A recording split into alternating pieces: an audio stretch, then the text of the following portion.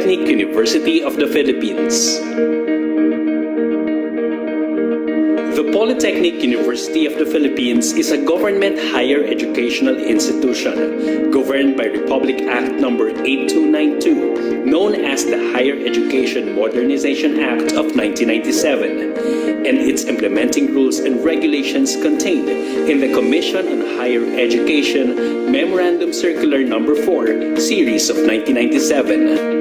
PUP was established in 1904 as Manila Business School. In 1908, it was renamed as Philippine School of Commerce or PSC and merged with Philippine Normal School from 1936 to 1946. Through the virtue of Republic Act 778, PSC was renamed to Philippine College of Commerce or PCC in 1952. On April 1, 1978, PCC was converted into the Chartered State University, now known as the Polytechnic University of the Philippines, by virtue of Presidential Decree No. 1341, issued by the President of the Republic of the Philippines. For more than 100 years, PUP has been a partner of the government in providing quality, globally competitive, and industry-responsive education to bright, deserving students. Pinakamura ang matrikula sa PUP. Pinakamababang tuition sa buong bansa, 12 pesos kada unit. With the lowest tuition for tertiary education, qualified faculty members, efficient administrative staff, goal-oriented leaders, and industry-responsive curricula that is at par with international standards, PUP has earned a reputation of one of the country's top higher education institutions. As an epistemic community, PUP is consistent with its commitment to produce quality graduates in various fields of specialization, working toward its goal of becoming the first national polytechnic university in the country. With 22 branches and campuses spread across Luzon, serving more than 70,000 students, the Polytechnic University of the Philippines offers more than 80 programs in the graduate and undergraduate levels. It also offers distance learning through the Open University System, technical and professional programs in the area of business and distributive arts, education and the social sciences related to the fields of commerce, business administration, and other polytechnic areas. The commitment of its leadership, faculty, staff, students, alumni, and partners has formed the cornerstone of this university that has exceeded expectations with every generation of the graduates it has produced since its establishment. Today, PUP has gone far from what it was more than a century ago, but what remains is PUP's mission to continue to be the government's partner in nation building and in poverty alleviation of the marginalized sector of society. With quality, responsive, and relevant education as a tool. PUP, the first polytechnic university.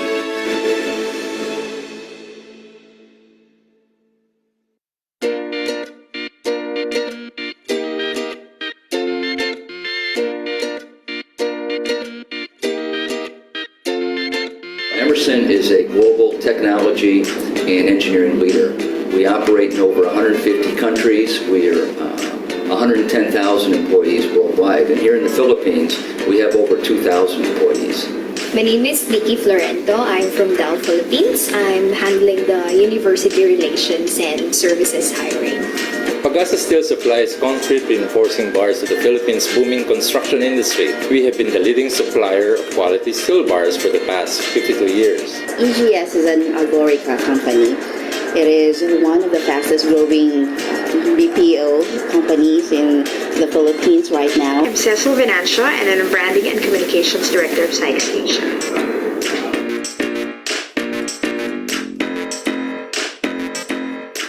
We don't decide whether you're from a top-tier university or a state university. We decide based on our assessments that includes exams and interviews.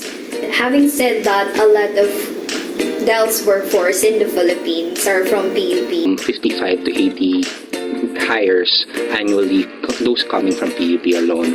And as a matter of fact, 14 of the homegrown employees who started from staff and supervisor have been promoted. Currently, we have 13 employees from the PUP. They're working in a different field, so most of them are an engineer, some are in sales, most of them are in the higher position. There's a huge pool of students that we can really harvest from, and we know the reputation that they bring. So we're glad that we have a university like PUP that we can rely on for our future employees.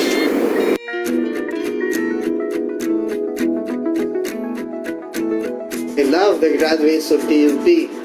They're not only fun to work with, but you can rely on them.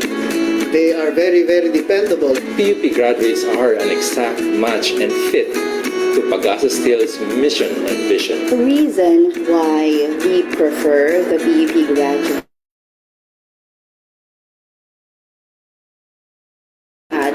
they have a common denominator, very hardworking. See, whatever happens, they'd still work. Even if it's raining, they'd still come to work. You give them additional tasks, they'd accept. They are resilient. Very passionate, aside from being resilient, because we can see that they're very dedicated with their jobs. And we've seen a lot of PUP graduates, not just in one department. They turn out to adapt very well and adjust well to our company here in the Philippines. They're productive employees and they stay with us for a long time. Stand out sa PUP graduate is their loyalty sa company.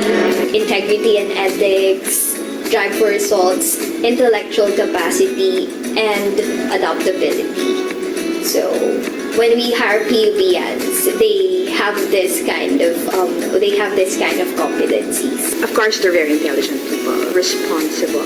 Responsible in a sense because whenever we meet these graduates and we ask them what are their future plans, they would always come up with answers like helping out their family, or because I'm done with school, I'll help out another sibling. So you would know already that these kids, even before they actually embark on certain work, they already have goals in mind. They're not maarte, no? Whatever you give them, they know that if it's for the purpose of the job, they will do it. And so they have, they're the ones that survive the challenges of work. They don't shirk away from responsibilities. They're the type who, whatever the job requires, they're up for the challenge.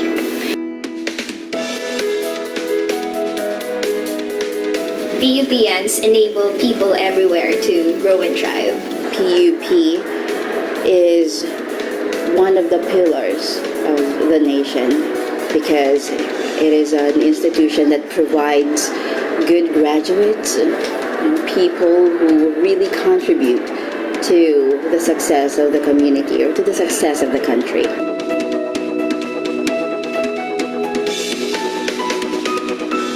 To all the people associated with PUP, if you're a graduate, congratulations, and you should be proud of yourselves. For those of you that are students, please continue the tradition, the proud legacy that your school has. Some of you, PUP, you work for us now. We appreciate you.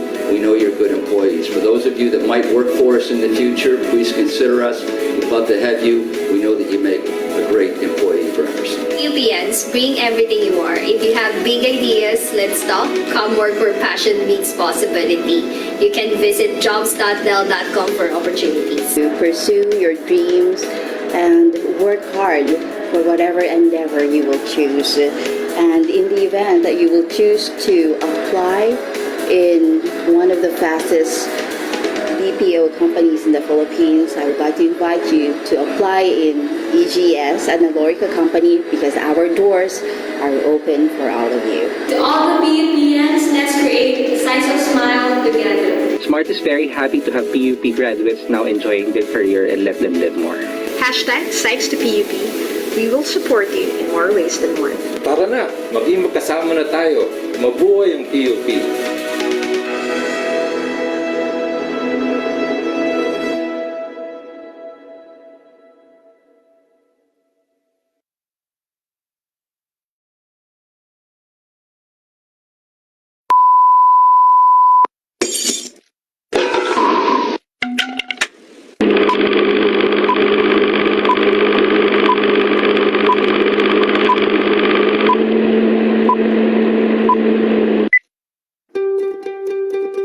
Gayunpaman, malaki na ang naging bahagi ng mga kababaihan sa lipunang Pilipino. Kaisa sila sa marubdob na paghahangad ng kalayaan ng ating lahi. Kabilang sila sa paglinang ng ating makulay na sining at mayamang kultura. Kasapi sila sa pagtataguyod ng mga adhikain ng kapwa mamamayan at sa pagtugon sa mga pangangailangan ng lipunan. Katuwang sila sa pagtuklas sa mga larangan ng agham at medisina.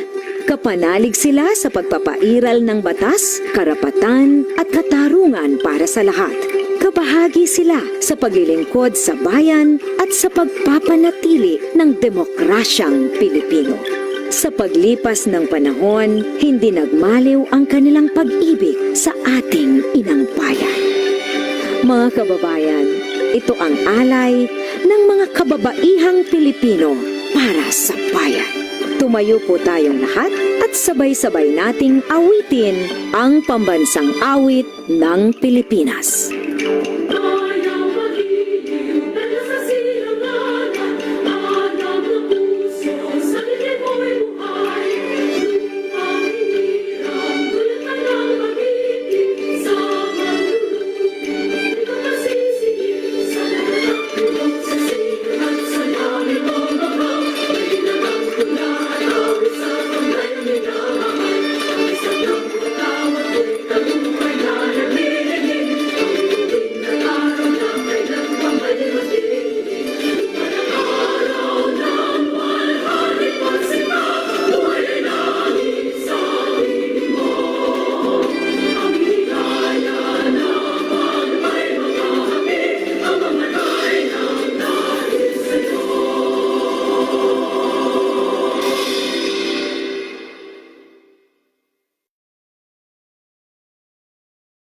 Isang magandang tanghali sa ating mga kaisko at kaiska. So, nandito na naman po tayo ngayon, 'di ba? Sa ngayon, ang kolehiyo, syempre, na-assign at nandito at attendees natin ngayon ay ang College of Accountancy and Finance, Bachelor of Science and Management Accounting. So, sila po yung ating mga estudyante na naka-assign ngayon sa webinar na to. Okay, so wait lang po ah.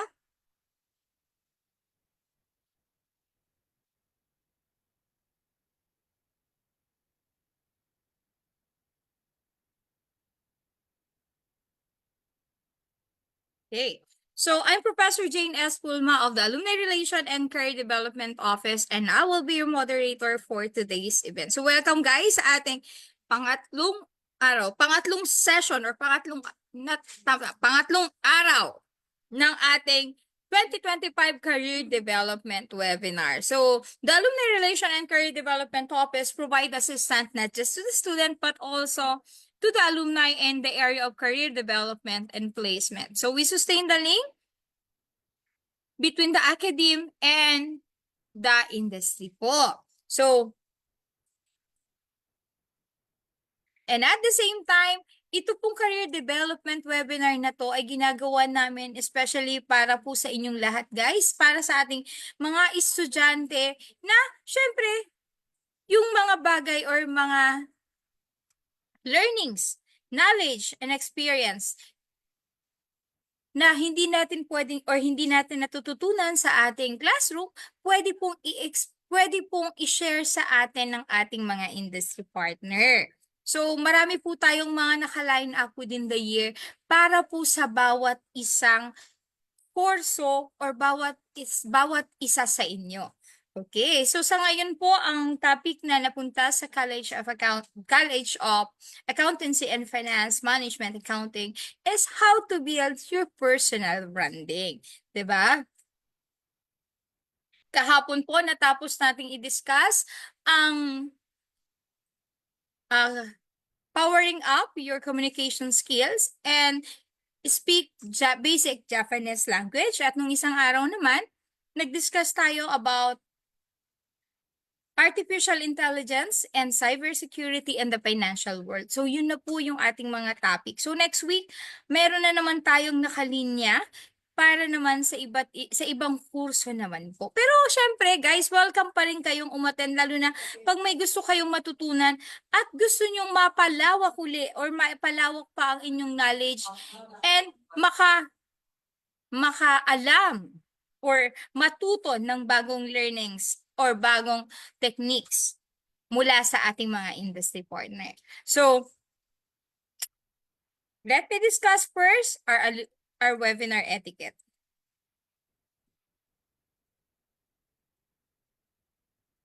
Okay, so meron po tayong dalawang participants sa event na to. So, syempre, hindi ko pwedeng kalimutan at lagi kong i-acknowledge ang ating Zoom participants kasi sila yung may active participation sa ating sa ating speaker. So, they can interact sa ating speaker mamaya. Normally po kasi, yung iba pong speaker, gusto nila yung interaction is real time. Yung iba naman po, ang gusto nila may Q&A portion. So, please do remember to keep your microphone always on mute while the webinar proper is ongoing. And please do remember that this webinar is currently on live stream. So, pwede naman kayong magtanong, pwede kayong mag-share ng mga insight and comments nyo. You just have to raise your hand or use the comment section or yung chat section ng ating Zoom para po makausap nyo mamaya si Sir JP. Kung may mga i-consult kayo, pwede nyo tanungin si Sir JP ng personal. Next one, para naman sa ating stream participant, syempre hindi ko pwedeng kalimutan yung ating mga nakaantabay at walang sawang nakatutok sa atin sa PUP Career Center Facebook page. So guys, kung hindi naman kayo nakapollow, baka naman pwede, di ba? Pa-follow naman po sa PUP Career Center Facebook page para at least updated kayo sa mga event. Tapos malay nyo yung mga na-discuss na ng mga industry partner ay makatulong sa inyo. By the way guys, simula pa po nung 2020, I guess this was 2020, lahat po ng mga videos, saka mga webinar na kinandak namin sa opisinang ito, sa PUP Alumni Relation and Career Development, ay nakaload po o naka-air po sa aming Facebook page. So, pwede yung balikan. Halimbawa, gusto nyo, baka gusto ko marinig yung discussion ng personality assessment ni Sir JP way back 2021. So, meron po doon. At syempre, meron din naman kaming Facebook, meron din naman kaming YouTube, syempre, di ba? Kung baka pwede naman, papalo naman si Arcdo TV, nasa YouTube po siya. Nandun din po yung mga naka-upload din po yung mga video since 2020. So, nandun po, baka pwede nyong balikan. Kung may gusto kayong malaman, pwede nyong balikan yung mga videos na yun. At I hope yung mga videos na yun ay makatulong sa inyo. Diba? I hope that the new learnings you will acquire on this webinar can help you grow professionally and personally. At sana, makatulong ito sa pag-achieve nyo ng inyong passion at karera in the near future. Okay. So, para po sa lahat, para po sa stream participants natin, you may use the comment section if you do have question or meron kayong gustong iparating sa ating speaker. You just have to introduce yourself with your course and section. By the way, minomonitor po namin at i-include po namin yung mga questions nyo sa webinar na to. Next one. At syempre, dahil nanood kayo, nag-participate kayo at nag-attend kayo, you will receive a digital certificate that will be released 2 to 3 weeks after the conduct of this webinar, and it will be given to those who attended, participated, and accomplished the evaluation form or evaluation link given at the end of the session. So, syempre, ipa-flash po namin yun sa Zoom chat, dun sa chat box, at sa comment section naman po ng PUP Career Center Facebook page nung live na to. So, di ba? So, ngayon, powering up your personal branding, di ba? Parang ang bigat nun. Siyempre, pag sinabi mong personal branding, ano ba yung unang pumapasok sa utak nyo? Siyempre, paano ba kayo magpapakilala? Paano tatatak yung pagpapakilala nyo sa ibang tao na hindi nila kayo makakalimutan. That's personal branding. So, maraming mga bagay na pag nakita pa lang, I know this is Jane, I know this is JP. 'Di ba? Minsan hindi ka pa nagsasalita, alam na agad yung persona mo. Minsan nakatayo ka pa lang sa harap, meron ka nang sinasabi or nagpapahiwatig na yon kung ano yung connection mo sa kanila. So let's welcome to discuss further about powering up your personality branding. Let's welcome Sir JP Añuñevo of Concentrix. Sir! Hello and good afternoon sa mga isko at iska ng Polytechnic University of the Philippines, and thank you for having me over.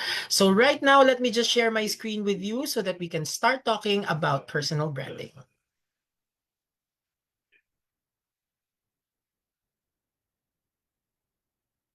Okay, everyone, I hope that you're seeing my screen. Can you give me a thumbs up if you're seeing my screen?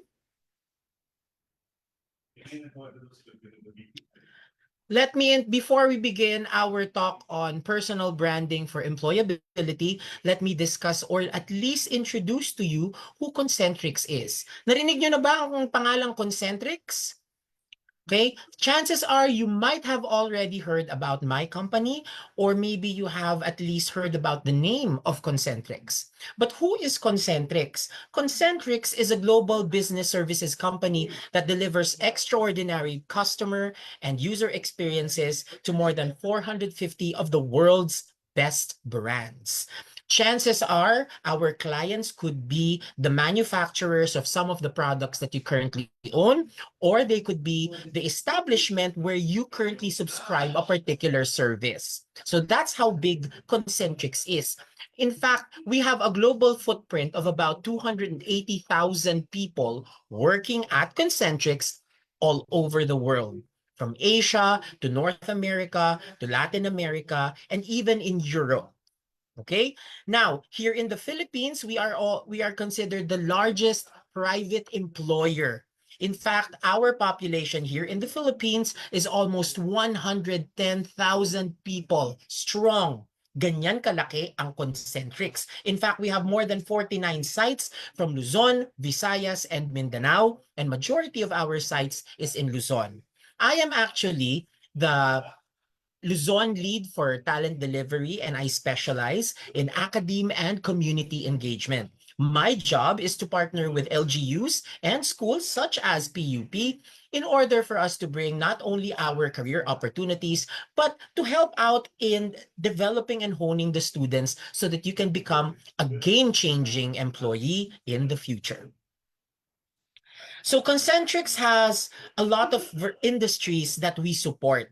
Normally, people would ask me, Sir, pwede po ba yung course ko na makakuha ng trabaho sa BPO industry? Chances are, yes, especially at Concentrix, because we are supporting the various industry verticals such as the automotive industry, banking and finance, consumer electronics, energy and public sector, healthcare services, insurance, media and communications, retail and e-commerce, technology, and travel, transportation, and tourism. Okay. In fact, in our minimum hiring requirements for majority of our accounts, at least senior high school graduates, pwede ka nang magkatrabaho at pwede ka pang magkaroon ng career sa Concentrix. So now let's have a quick icebreaker before we go on to the topic today.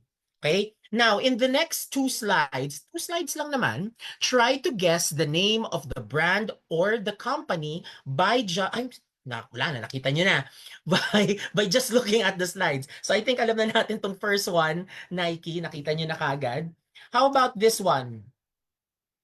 After years of being known with the tagline, "We've got it all for you," they recently changed it to "Your Everyday Store." You can type in the chat what you think is the answer to this one.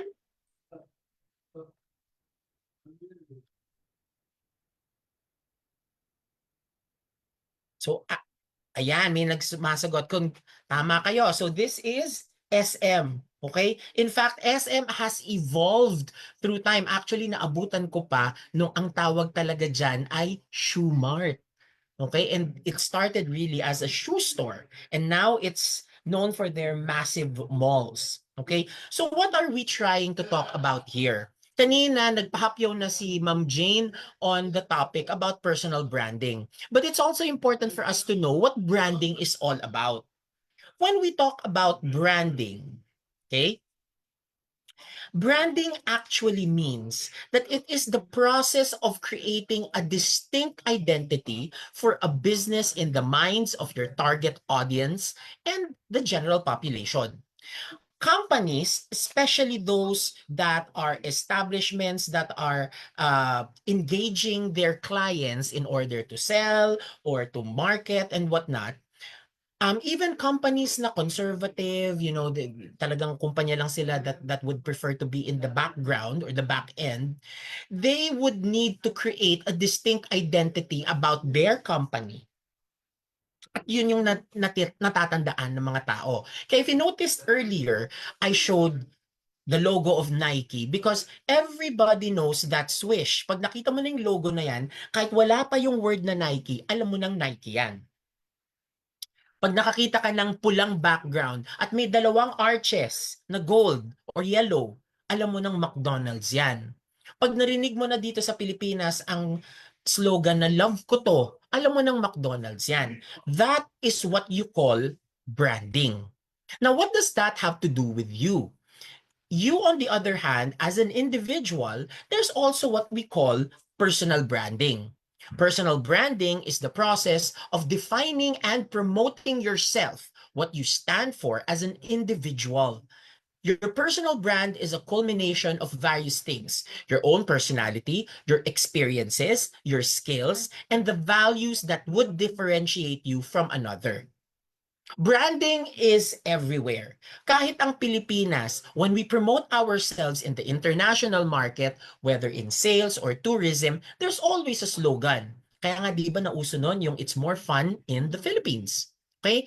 Now, going back to you, when we talk about personal branding, always remember that knowing your personal brand can be very beneficial in your life and can set the tone for what you can do in the future. Whether you're looking for a job, you're going to put up a business when you graduate out of school, knowing your personal brand is very important, especially now in this generation, in this age, where branding is more of, or awareness in personal branding is more beneficial in getting somewhere. Okay? Hindi na ngayon enough na matalino ka, pumasa ka sa college. Hindi na enough yon. Because to be honest with all of you, if you apply for a job, they're not looking at your scores.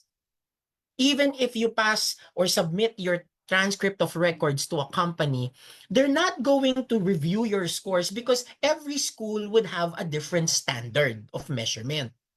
Right? And what they want to unearth when they do their interviews and when they try to assess you as an individual is they're trying to learn or get to know who you are, your personality. So personal branding now will come in very helpful.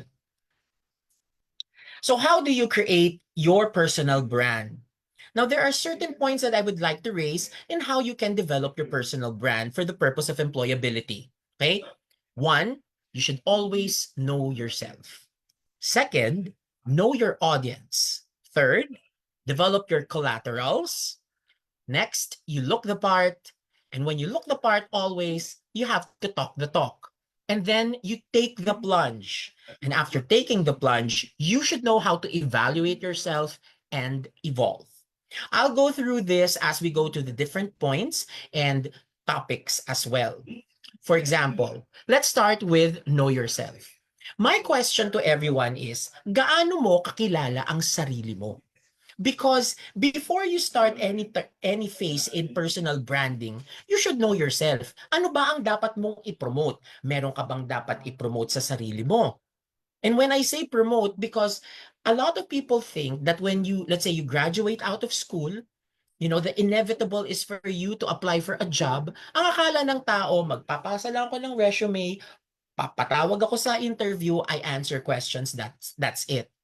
But the thing is, when you are in a job interview, Employers, such as Concentrix, would like to get to know you because the main purpose of finding the person to fill in a slot or to be hired in our company or in any company for that matter is, more importantly, other than the skills, we need to look for a person who will fit the job and will work well with our teams. Because obviously, every company, every establishment already has its own culture. So it's inevitable that we will be looking for people with the same type of culture, beliefs, and personalities that would blend well with our teams. And that is why it's important for you to know yourself. You have to know your personality. Okay? What are your strengths? What are your weaknesses? Because those are things that are also asked during a job interview. Your beliefs, your personal style. Yes, including your personal style. And there are different types of styles for everyone, right? Your habits and also your interests. All of these things you need to know before you go to any job application, even including now as you are studying. It's important for you to know who you are because as you go through your life, there are certain traits that will be developed as well. Okay? Now, is there a way for you to assess your personality? There is actually. Now, there are certain ways. One, you can have a self-reflection. Okay? Try to dig deep as to who you are. What are your likes? What are your dislikes? What are your beliefs? What are your non-negotiables and your negotiables? When we say non-negotiables, pag ako ba mag-apply ng trabaho, ito yung non-negotiable ko. Halimbawa, hindi ko gusto magtrabaho ng gabi. Hindi ko gusto magtrabaho sa ganitong mga areas, di ba? In that way, you're already showing who you are as you reflect because you are now setting your boundaries. Okay? You can also go through paid personality testing. Itong paid personality testing, medyo mahal, but it's a way for you to check your personality based on certain standards. And these standards have been developed through time, by well-known psychologists, no? And usually, paid personality testing ang nag-evaluate niyan mga psychometricians. Now, if you don't have money to pay for those personality testing, because to be honest with you, mahal yan, and even companies pay just to have their applicants go through these personality testings. There are some free sites for personality testing, like the one that I'm showing you here in this slide, www.humanmetrics.com/CGI-win /jtypes2.asp. You can actually screenshot or scan the QR code that I'm showing here so that you can at least start your personality testing. The thing with these personality testings, I can say more about humanmetrics.com here, and I'm not promoting it or anything, but this is just an example. You will be answering a series of questions. I-answer mo lang siya ng yes or no.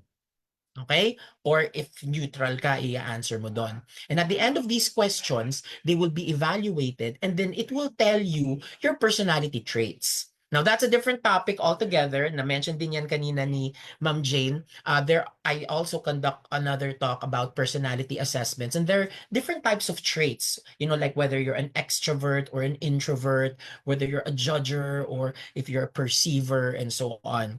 And merong mga different types of combinations yan. Kaya, for example, there are other countries where their students are well aware of their personality testing or personality traits. Kaya, when they introduce themselves, right off the bat, they would tell you, I'm an ENFJ, I am an INTJ. They will tell you right away, because they already know their personality. And it's going to be a good practice if you start going through testings like this so that you will know. The good thing about this site also, there are certain links that will take you to pages that will give you, okay, what's the best type of career for you given this kind of personality traits. Knowing your personality traits also, knowing who you are, will also enable you to evaluate yourself whether or not there are certain things that you can compromise to change or tone down or tone up in order for you to get that job or be successful in your career. Next in our points earlier is know your audience. So kilala mo na ang sarili mo. The next thing for you to know is to know your audience. If you're applying for a job, obviously, and you're about to brand yourself and promote yourself, you need to know your audience. Sino yung target audience mo? Okay? In this case, if you are going to be applying for a job, you need to do your research. Research on the industry that you intend to be a part of. Okay? For example, I know that you guys here are from accounting and finance. And the thing is, every industry in the world would need people from accounting and finance. But you need to understand that kind of industry, because knowing your information about what accounting and finance is not enough. But you need to know what is accounting and finance if you are in this industry, and in this industry, so that you have a good comprehension on what these industries are. Next, always research about the company that you are targeting to apply for or apply to.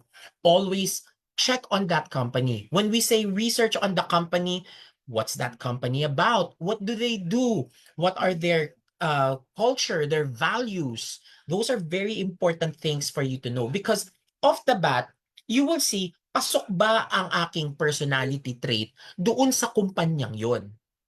Okay? What if you're a free-spirited person? Sobra kang liberal, free-spirited, I love the world, very modern thinking, but the company you want to work for is known to be very conventional, very traditional.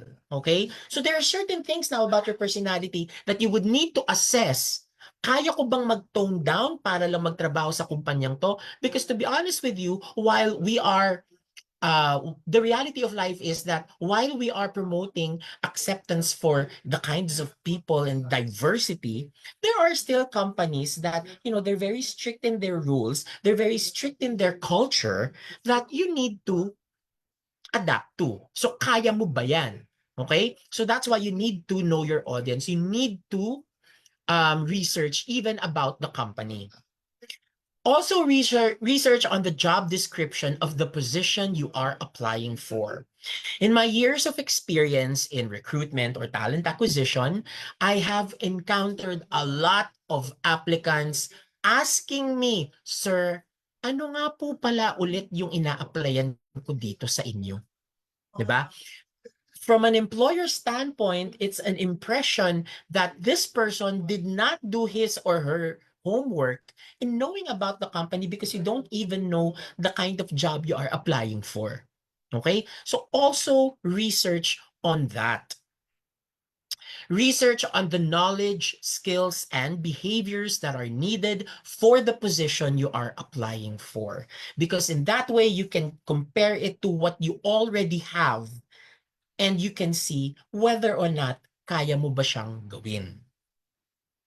Always make sure to research on the culture of the company. And I mentioned that earlier because at the end of the day, and this is based on exit interviews. And we say exit interviews usually when somebody resigns from an organization, they go through an exit interview. And part of the exit interview is, what are the things that you didn't like about the company? Why are you resigning from the company, so that the company can do better the next time? And majority of the time, people resign not because of the pay, but because of the people around them, the culture that they experienced in the organization. And that's why it's important for you to know who you are and who your audience is, so that you can adapt. Okay? If you're applying for a job, it's important for you to research on the application process. How many interviews would you have to go through? What are the different types of assessments that you would have to go through? And who are the decision makers?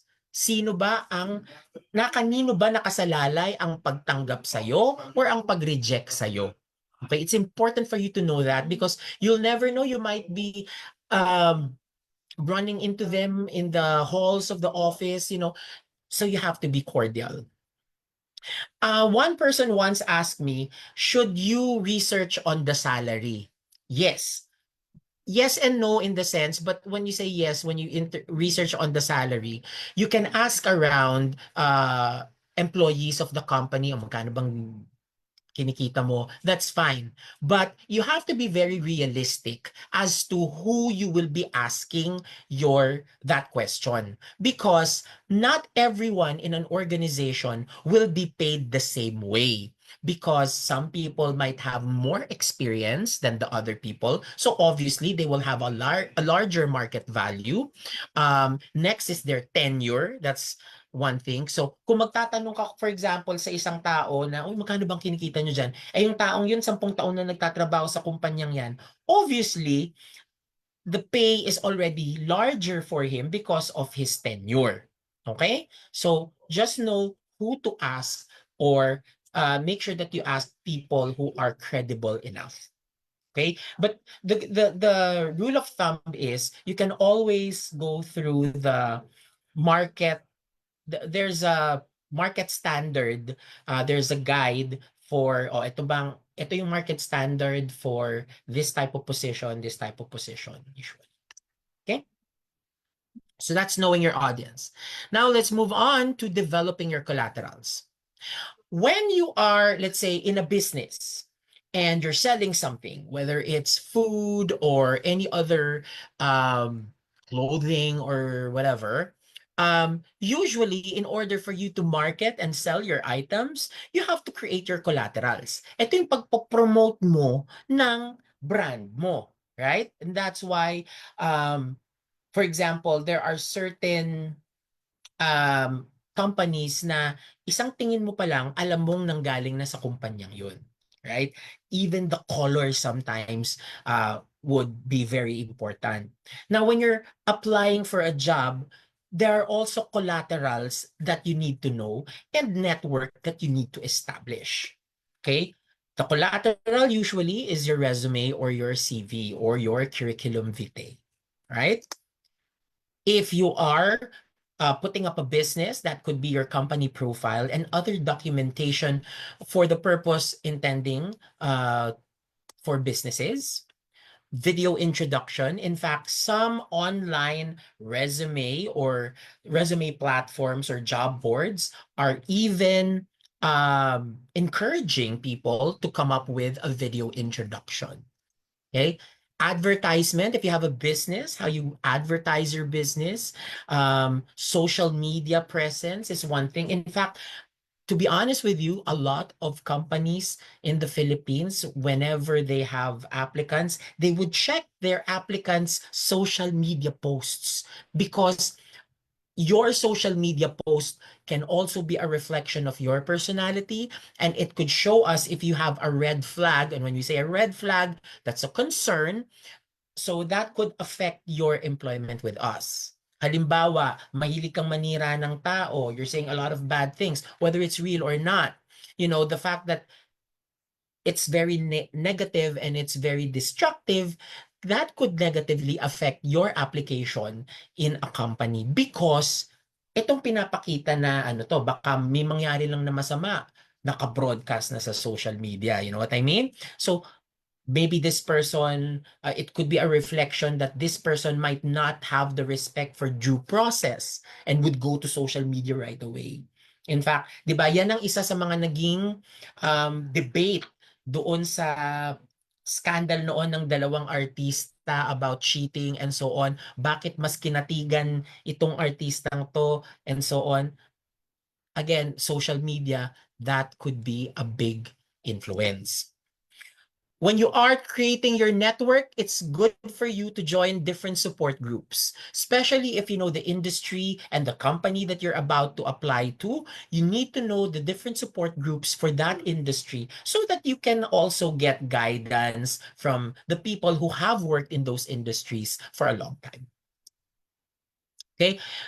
In getting into those support groups or knowing people or creating your network, you will be able to meet people who can mentor you to becoming a better version of yourself.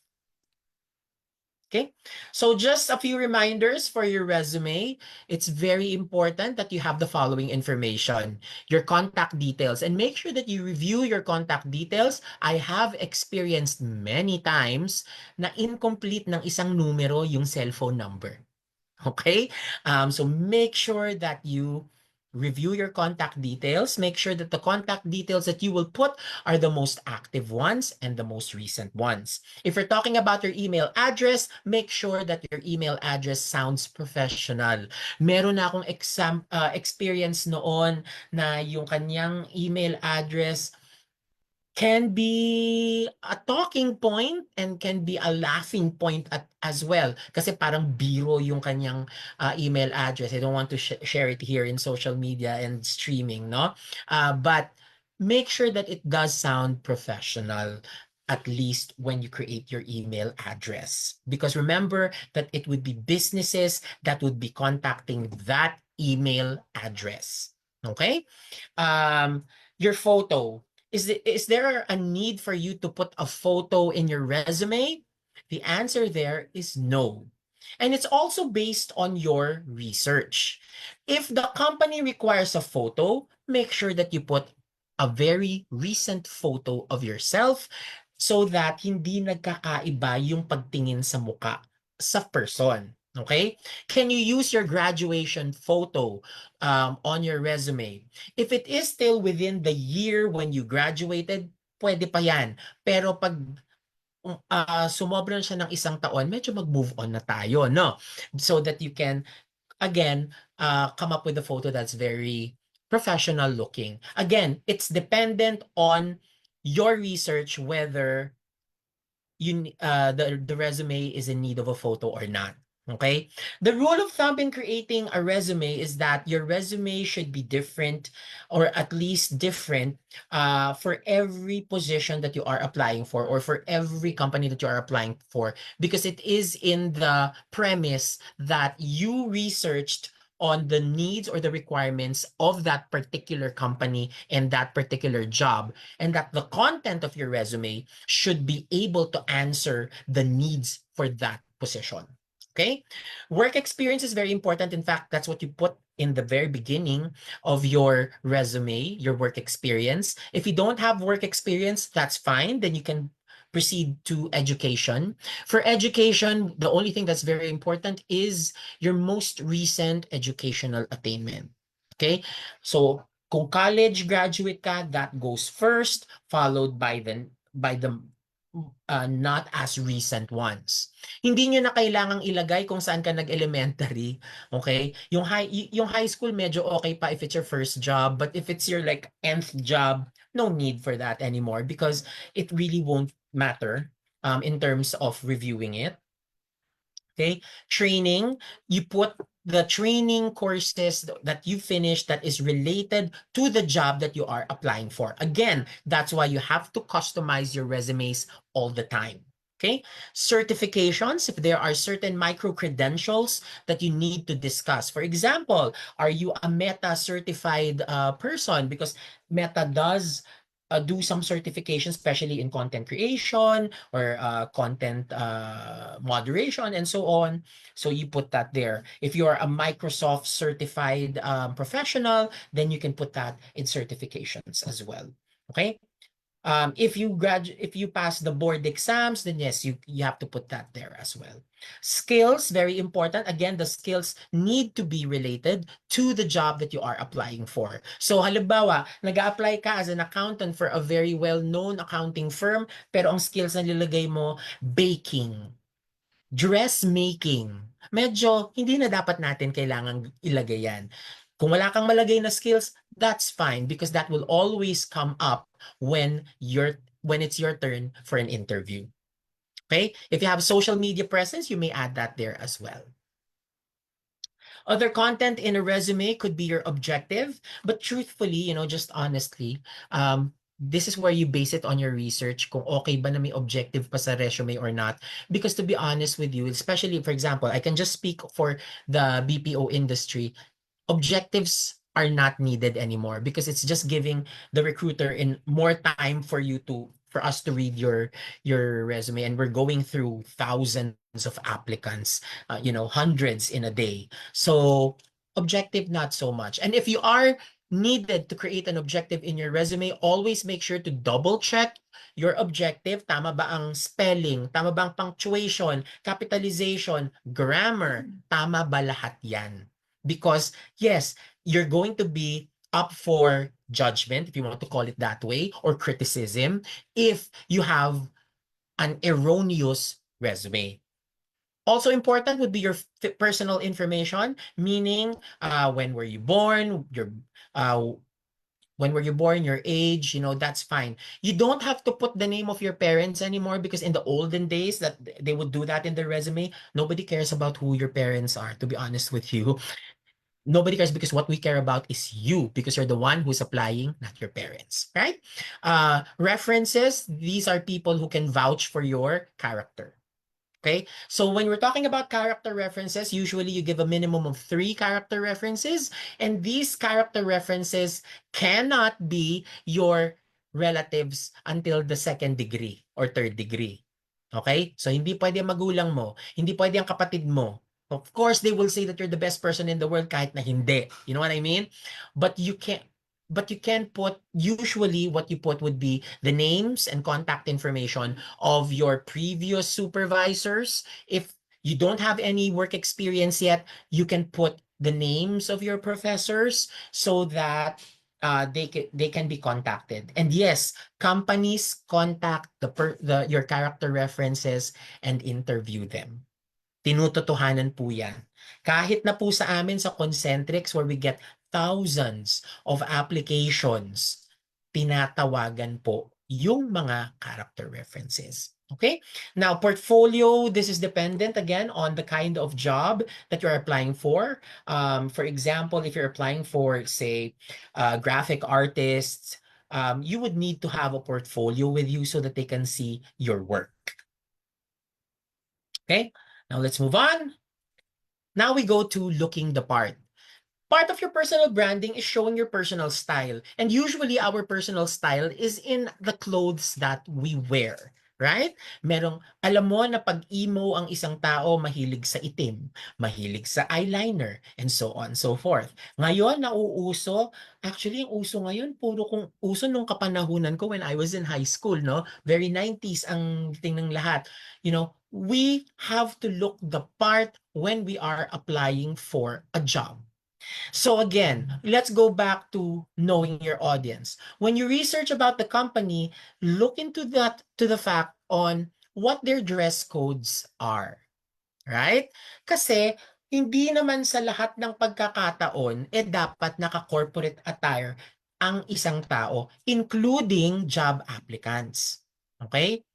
So you use your research, and usually if there are job openings, some companies would even announce beforehand the dress code that the applicants should wear. For example, nagkaroon ng job fair ang isang international airlines, and then they announced that everybody who's going to apply must come in corporate attire. So that's the time that you can wear your blazers, necktie, and so on. Your hair should be groomed well, meaning kung babae, minsan, lalo na kung if they're applying for an airline or a flight attendant role, depending on the airline, sometimes kailangan nakapusod yung buhok, naka-slick back, So you use your research on the dress code. If the company you are applying for does not have a formal dress code, then you can ask the recruiter, sir or ma'am, is there a dress code that we need to follow when we go there for our job interview? And they will be happy to give you those information. Okay? Another tip that I have for everyone who's applying for a job after graduating from college, wear something one level better than the average look.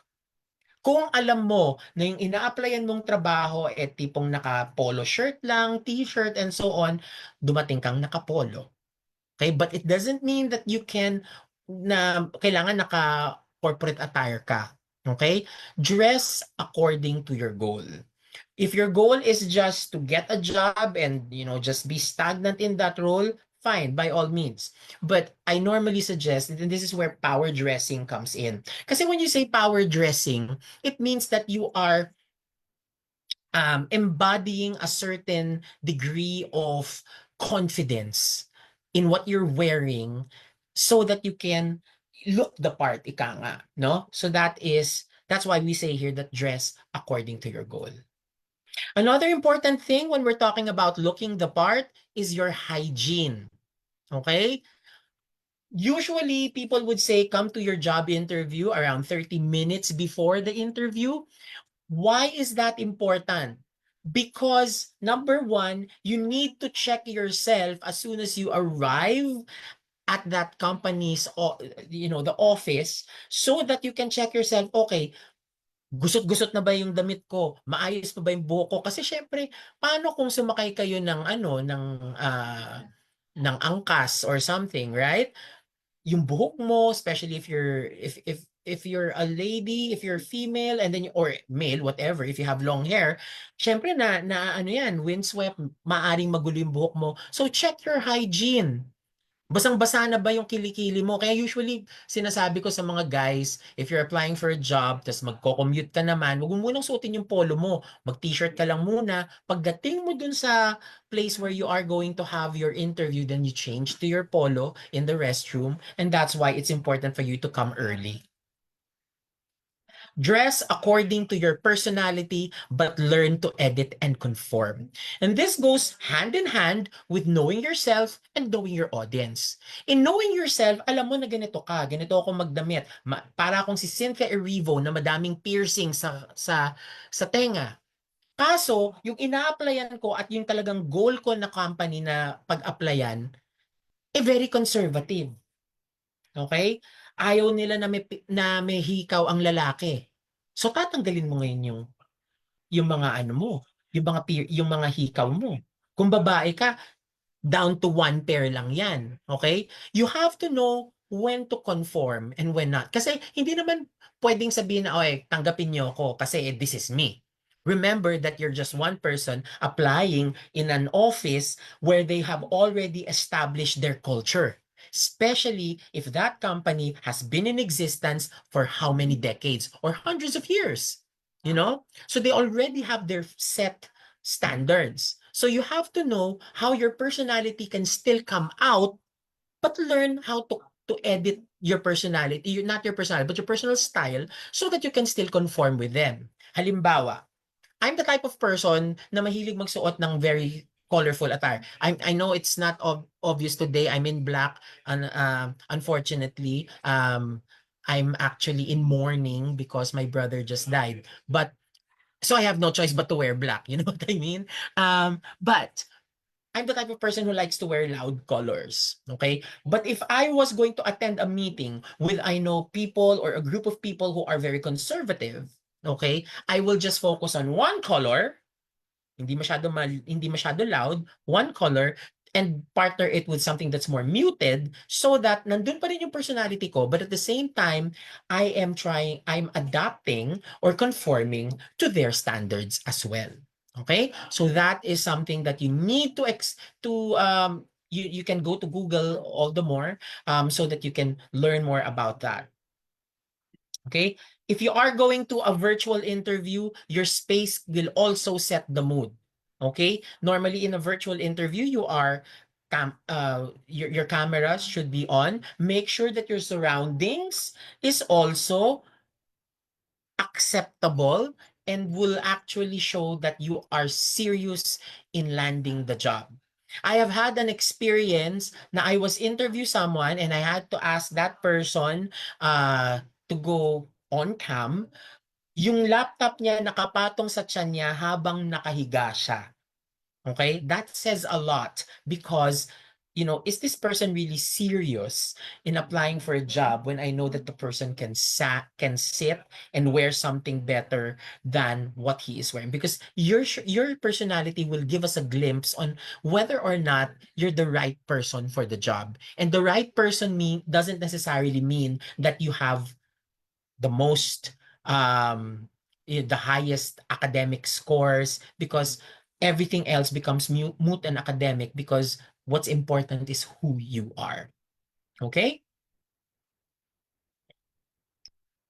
Always remember that what you wear will affect the way how you feel and how we interact with people.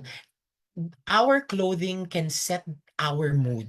Pansinin niyo na pag parati kayong nakaitim, parang kayo mismo parang quiet lang, hindi masyado makakibo. Parang because of the colors as well. Okay? 'Di ba nga kaya pag mainit ang panahon, summer, huwag kayong mag-iitim. Kasi pag nag-iitim ka, mainit na nga ang panahon, mainit pang pakiramdam mo, pag basa ka, feeling mo, hindi ka na confident. Right? Always, also another thing that I'd like you to do, and you can do this after this session, research on the psychology of colors. Wearing certain colors can actually emit a psychological vibe, and it can affect you as well. For example, if you are going to a job interview, if you are reporting in front of a group of people, if you are teaching, okay, for example, the best color to wear is blue because blue connotes confidence. Okay? Huwag kayo magpupula pag kayo ay nasa job interview. Kasi ang pula masyadong ano yan, parang naghahanap ka ng away. It's passion. Okay? Although, on the flip side, if you are, for example, putting up a business, the best color to use as a logo or part of the logo of your business, kung food business ka, is red. Because red also connotes hunger, passion. Kaya pansinin mo, Coca-Cola, pula. Pepsi, may pula. RC Cola, may pula. McDonald's, KFC, Jollibee, lahat yan may pula. Because they also use components of the psychology of colors. Okay? Now, also remember that how people will treat you will also depend on how they see you. Okay, magkaamino na tayo, magpakatotoo tayo. Minsan, pag nakakakita ka sa daan ng medyo, maduming-maduming tao, ayaw mong lalapit sa'yo. Minsan, ma-observe mo yan, pag kumakain ka sa Jollibee, may pumasok na, alam mong dugyot na dugyot ang itsura, pumapasok pa lang ng not really Jollibee, I'm sorry Jollibee, but a certain fast food or wherever, minsan yung guard papalabasin na sila. Sometimes you can be judged based on how you look like. And I know it's wrong, but if we have the capability and the means to project ourselves using our personal style, then why not, right? Because to be honest with you, image does make sense. Okay? Now let's move on. Here are some tips in power dressing. Dress like you care, but show professionalism in how you dress up. You dress suitably, and you consider the following: the industry you're applying for or trying to get into, the company, and your work environment. Know that what you are wearing, know what you're wearing is meant for. What is the purpose of your clothes? Okay? Halimbawa, pupunta ka ba sa isang, for example, sports fest? Pupunta ka ba sa isang sports fest na naka-coat and tie? Of course not, right? You want to come out as athletic and so on, okay? Avoid showing too much skin if you are applying for a job. Okay? So wag tayong mag-tube top, strapless, spaghetti straps, try to wear blazer kung ganun lang din ang susuotin nyo. But always make sure that, not too much skin, not too loud prints. Okay? Avoid wearing shirts na merong statements. Okay? Because the statement could not, maari na yung statement na yun taliwas sa culture ng ina-applyan mong trabaho. That's why if you're going to wear a t-shirt, especially for the ladies, kasi di ba sa ladies, pwede namang naka-t-shirt ka, tapos naka-blazer, wear a plain t-shirt without any print. Okay? Avoid wearing loud brands. What do you mean by loud brands? Yung malaki yung pagkakasulat ng pangalan. Kasi maaring ma-judge ka, prejudice, if you want to call it that way, but sometimes this happens na for that you belong to a certain strata, and then that could actually affect how people will perceive when they come up with an offer for you. For example, pumasok, ang ina-applyan mo sobrang entry-level position, ganyan-ganyan. Dumating ka, naka-LV, naka-Gucci and everything. Maaring hindi mo makuha yung trabaho kasi maaring ang connotation nun is, ay, we won't be able to afford this person kasi dumating siya, entry-level position lang pero ito yung suot-suot. Okay? So try to be subtle when you go to a job interview. That's why you have to, you can still show your personality, pops of this and that, but just not too loud. Okay? Always be well groomed, maintain your style, learn how to evolve, and like what I said earlier, understand the psychology of colors. Now, once you are in the job interview, you look the part, now it's time to talk the talk. When you talk the talk, we're talking about as we are speaking to you, as you are going through a job interview. I mentioned earlier that personal branding is very important because in a job interview, you are selling yourself to the employer. Binibenta mo ang sarili mo at kinukumbinsi mo ang mga employers na ikaw ang nararapat para sa posisyon. So in the interview, here are some tips. Number 1, do not sound desperate. And when we say do not sound desperate, wag kang, sir, I really need the job. We all know that people are applying because they need the job because they need to earn. We know that. Okay? But do not sound desperate na parang akala mo pag hindi ka natanggap, it's the end of the world. No. Because you always have to sound very confident. Never say that you are nervous. And you know what? As time is going on, I encounter a lot of applicants telling me, sir, I'm sorry, I'm nervous. Don't say that because you're trying to convince the person or the employer that you're the right person for the job. So don't tell them that you're nervous, even if you are. Know how to act that you're confident, kahit na hindi, because you'll never know. You might be able to wing it and you might be able to land the job. Develop your mindset prior to an interview. Before you go to an interview, always remember what's the interview for? What's your goal? Who will interview me?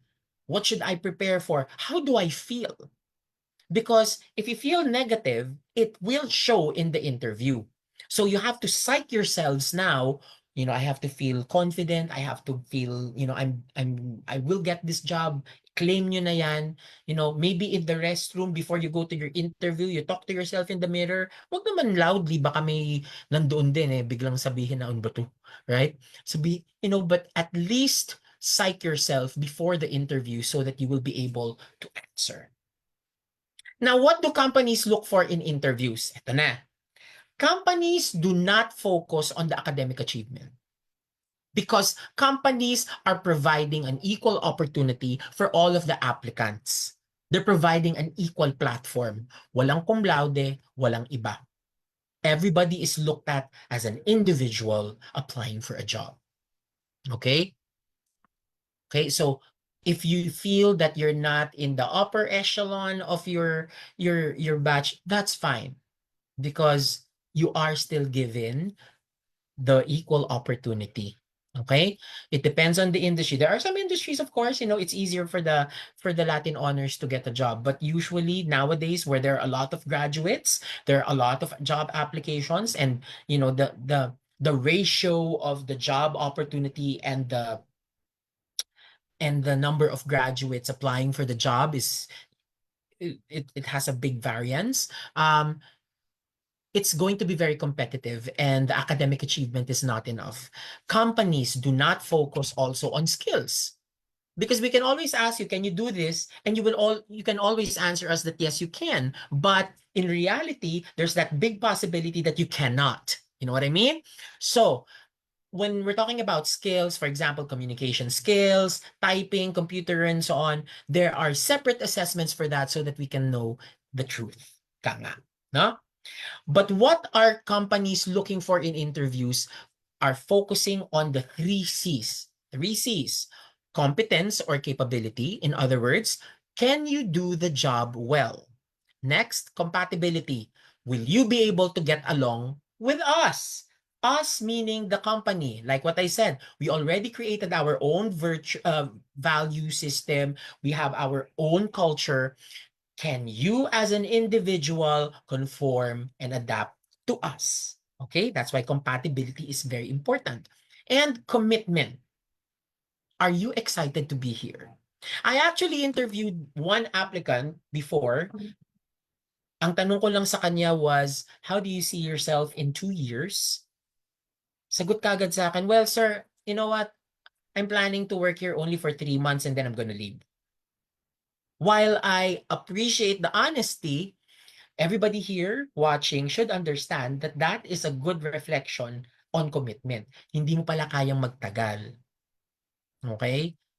Always remember that companies are actually spending money in the hiring process. So, if we know that one person is not intending to stay with us for a long time, that is not a good return of investment for all the amount that we spent just to hire one person. Okay? Lalo na yan. Majority of the people here watching are taking accountancy and finance, right? You know ROIs, what ROIs are, what CPH is, or cost per hire, and the cost per hire in an organization needs to be at a minimum, okay, so that we are getting our money's worth. So in terms of business, this is what businesses are thinking, and that's why it's important for talent acquisition to focus on these 3 C's in order for us to find the best person for the job. So now that you've known yourself, your audience, and so on, it's now time to take the plunge. Okay? Always remember that you have to be confident, however your personality is, whether you're mahiyain or not. And you know what? Ngayon ko lang na-realize, a good way for you to get to know different types of personalities, if you're watching PBB now, you can see that even if they are celebrities in their own rights, right? Di ba mga artista yung mga nandun ngayon? There is one person there who is an introvert. And I don't know if you noticed that, Will Ashley, very much an introvert. And you can see the difference of their personalities. And ito yung, this is considering that they're already celebrities, no? So what are we talking about now? In taking the plunge, you have to be confident pa rin. If you know that you're an introvert, then it's time to start getting out of your shell. You know, I was an introvert when I was younger. I have to be honest with you. When I was young, I didn't want to talk to people at all. Kahit na kinakausap na nila ako, kahit one-on-one lang. I was very shy. But it took one music teacher to let me out of my shell. Pinakanta niya ako, kumanta naman ako kahit nahihiya, until the next thing I knew, I was winning singing contests, and when I was younger, no? And that's where you realize, or that's when I realized I like meeting people and I like talking to a lot of people. And it's all because I developed my own confidence, right?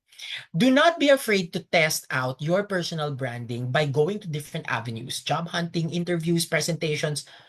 Even now in school, you know, if you're going to present in school, I'm sure everybody here are including their personal style.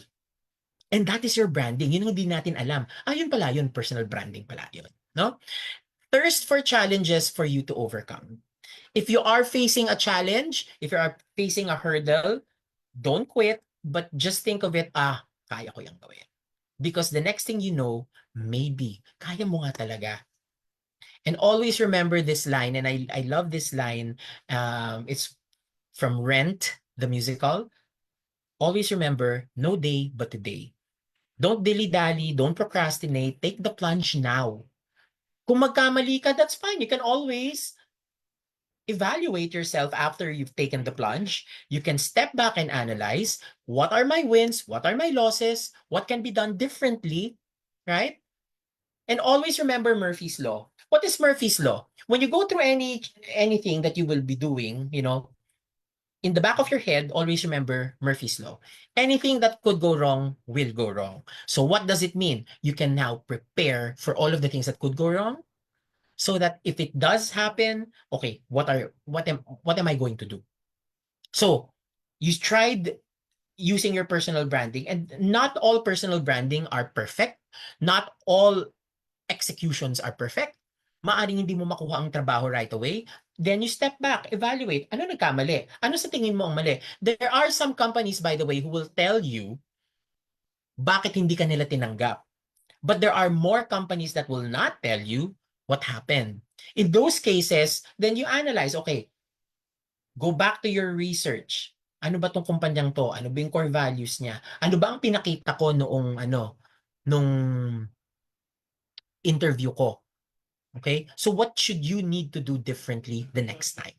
Be open to those changes. Be open to accepting that we sometimes have faults. We can't have everything in the world. Learn how to accept, and then you create action plans, smart action plans, so that you know when changes can be made, when it can be implemented, so that you can have a better outcome, hopefully. Okay? And once you learn how to evaluate, then learn how to evolve.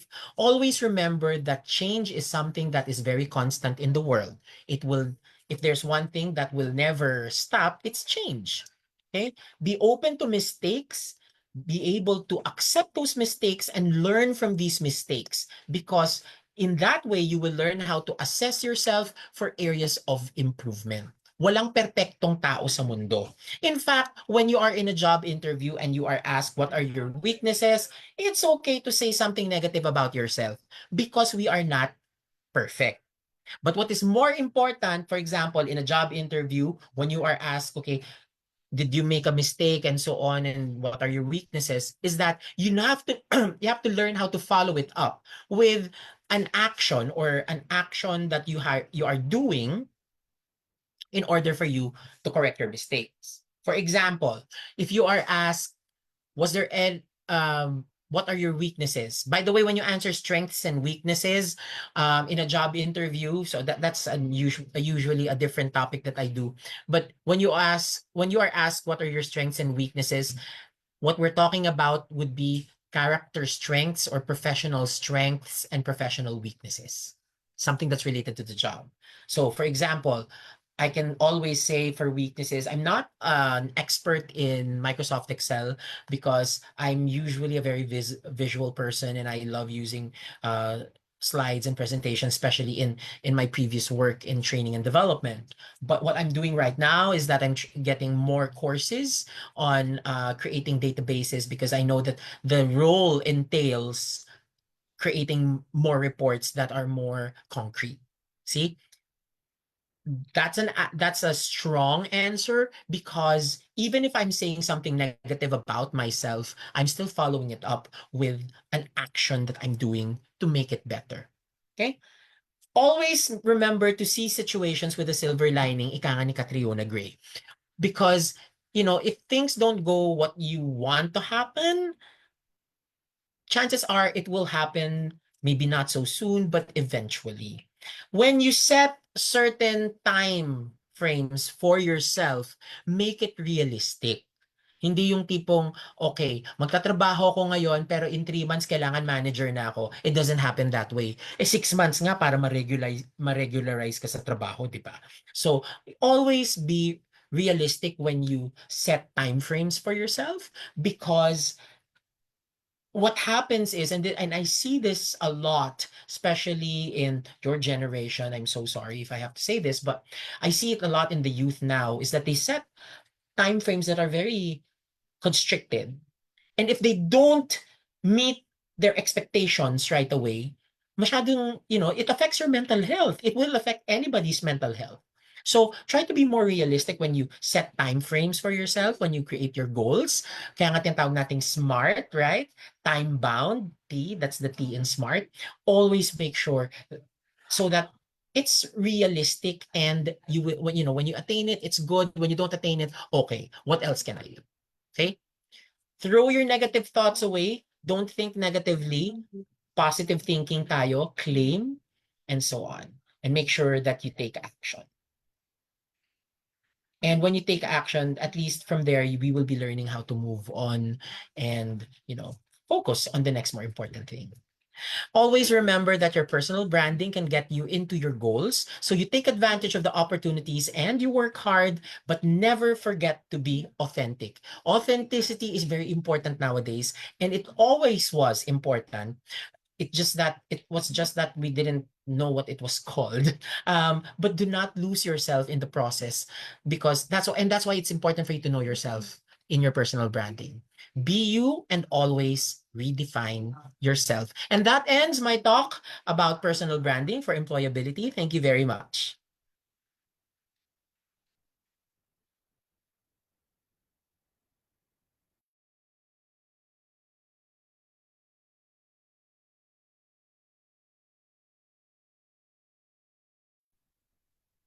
So that ends my talk. I would like to know if there are questions so that I can answer them. Ayun. So, maraming salamat, Sir JP. So, guys, may rami ba kayo natutunan kay Sir JP? Pa-heart naman dyan, oh. Ayan. Sir, gising sila. So, kung may tanong tayo kay Sir JP, pwede po tayong mag-raise ang hand. O kaya naman, you may use the Zoom chat para po makapag-interact kayo kay Sir. Guys, may tanong ba? May tanong?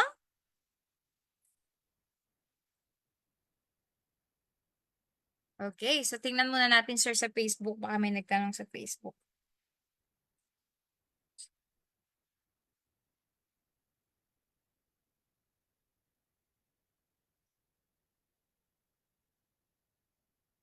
Okay. Ay, wala. SM. So, guys, may tanong po ba tayo kay Sir JP?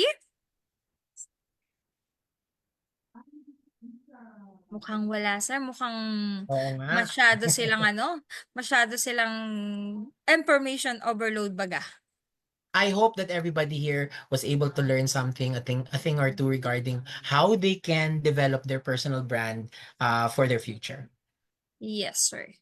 Ayan. Pero nag-heart sila at nagre-react sila. So, I know na nandyan lang sila. Siguro wala lang silang maisip na pwede nilang itanong sa inyo na, pero guys, nakarelate ba kayo kay sir?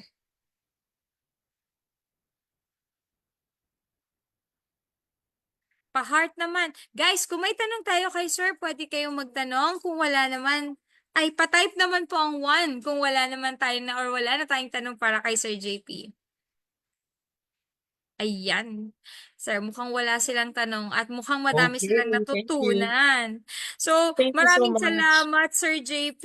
At least, 'di ba, guys? I know na kinuha namin yung oras nyo na to. At most sa kanila, sir, actually is nasa OJT.